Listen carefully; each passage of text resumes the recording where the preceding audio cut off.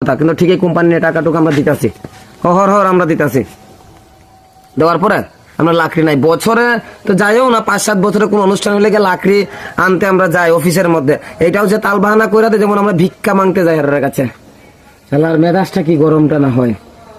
আমরা জ্বালানি ব্যাপার টাকা কাটে, এটা প্রত্যেক বাগানের মানুষেরা জানে। হ্যাঁ, এটা ওয়ার্কার না হয় জানে না, জানাইতে পারে না, বা অনেকেই জানে, কিন্তু হেরার তো এটা সাধারণত কমন সেন্স থাকা দরকার। লাকড়ি বাবদটা আমরা, জ্বালানি বাবদ তো আমরা টোটাল কোম্পানির টাকা দেওয়া হয় হাজিরার থেকে, কিন্তু এটা যেহেতু দেওয়া হয় টাকা যেহেতু কাটা হয় চা শ্রমিকের, এখান থেকে যেহেতু লাকড়ি বাবদ মানে জ্বালানি বাবদ যেটা আমরা তোরা দিলেই পারে, অত তাল বাহানো অত কাহালি না কইরা, কথা বুঝছ? এগুলো লেগে না মাথা ঠিক থাকে না আমার। ভাবতাম তাহলে আমরা দান দক্ষিণা করে হইলে একটা কথা আসলো, দান দক্ষিণাও করে না, প্রত্যেকটা দিন আমরা হাজিরা থেকে কাটে জ্বালানি বাবদ খরচ।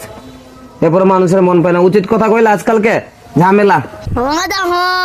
ঠিকই বললি, আমাদের কথা যে কেউ না চিন্তা করবে, সব যে পকেটে ঢুকে গেছে। ওরে হর তুই হর, মাথা মতো আমার ঠিক নাই, ভালো লাগে না, জানি না কোন দিন বুঝবো আমরা মানুষ, কোনদিন প্রতিবাদ করতে শিখবো। তা বুঝতো না, প্রতিবাদ করতে শিখতো না।